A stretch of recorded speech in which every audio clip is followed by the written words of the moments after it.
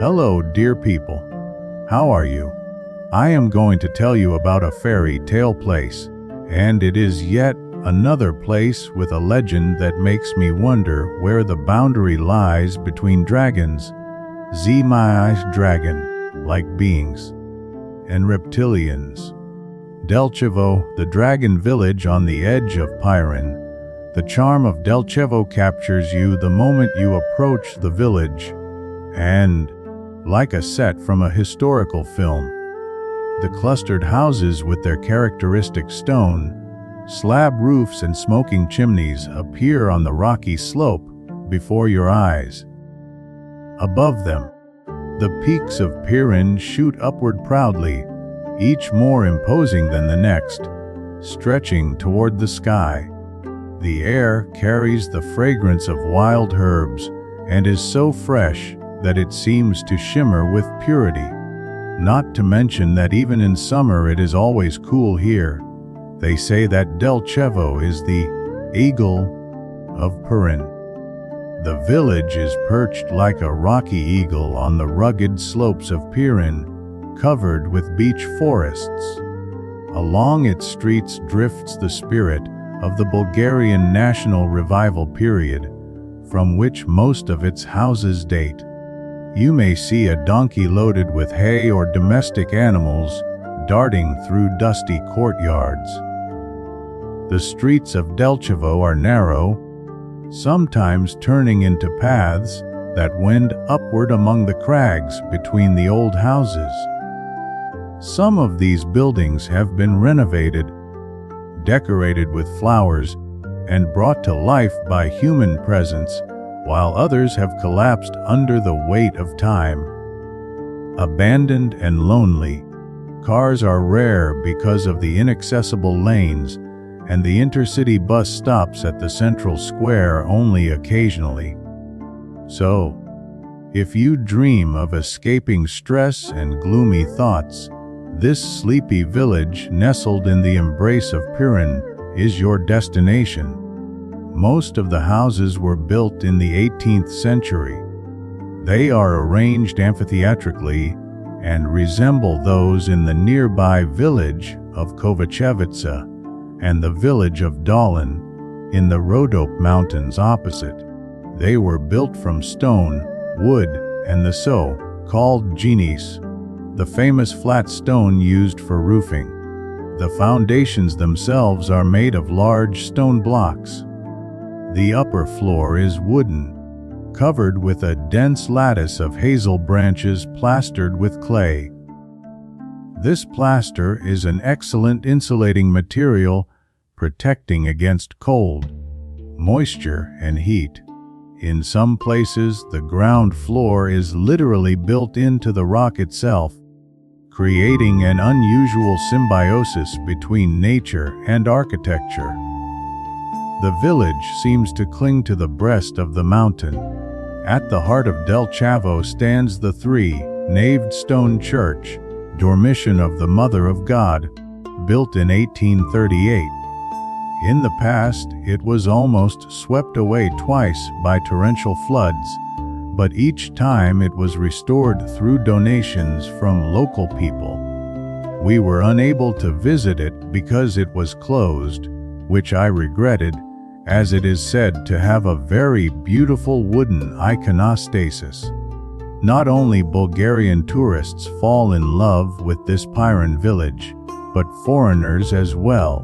Some buy houses to renovate and spend their holidays here. Years ago, a Dutchman purchased and restored 5 revival-era houses with the intention of developing rural tourism. In the central village square, we came across a pleasant tavern with a delicious menu and a wonderful view of the town of Delchevo. The guest houses themselves will also welcome you with homemade dishes, so you can stay in Delchevo and live in harmony with nature and the traditional way of life of the locals. In the morning, you will wake up to the crowing of roosters, have breakfast with warm homemade pancakes and freshly milked goat's milk, And then, the mysteries of Pirin await you. There are 4 eco-trails in the area, with barbecue spots, shelters, benches, and tables. Although I personally have not yet explored them, the location of Delchevo beneath the peaks of Pirin, overlooking the entire valley, is fantastic. Locals claim that from here one can see the glimmers of the Aegean Sea, although no matter how hard I looked, I could not make them out. Still, it is worth waking up early to watch the sunrise when the sun first appears behind the ridges of the Rhodope Mountains across the valley. And now, here is the legend. The winged creature lived in the mountains, but one day it descended to the village and abducted the most beautiful maiden to make her its wife. The people of Delchevo were devastated by the loss. However, the captured girl possessed the resilient spirit of the Balkans. She agreed to become the dragon's bride and to give him loyalty and descendants. But she set one condition. In return, her husband had to protect her native village. The beauty and nobility of the girl melted the heart of the scaly creature. It realized that it was more honorable to be a protector of the weak than a villain who caused them harm. The dragon fell so deeply in love with his young wife that he agreed to live with her in Delchevo. The villagers, however, greeted the new resident with suspicion.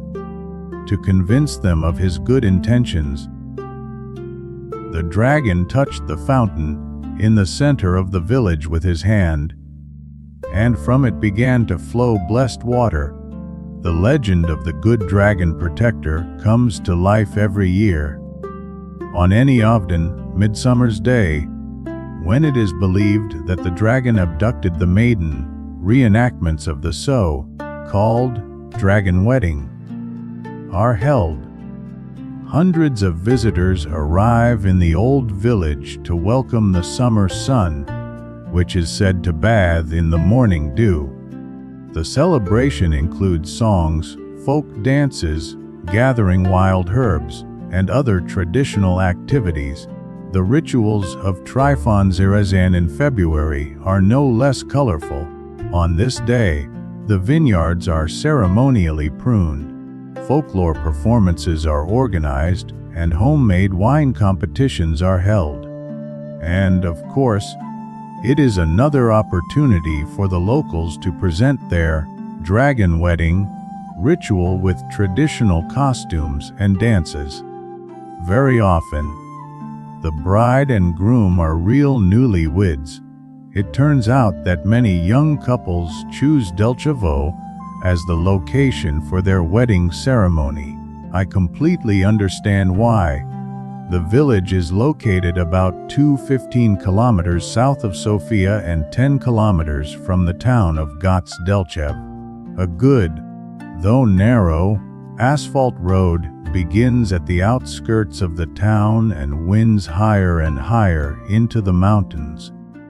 The elevation difference between the bends is significant. The view that gradually unfolds before your eyes of Gots Delchev spread out below is enchanting.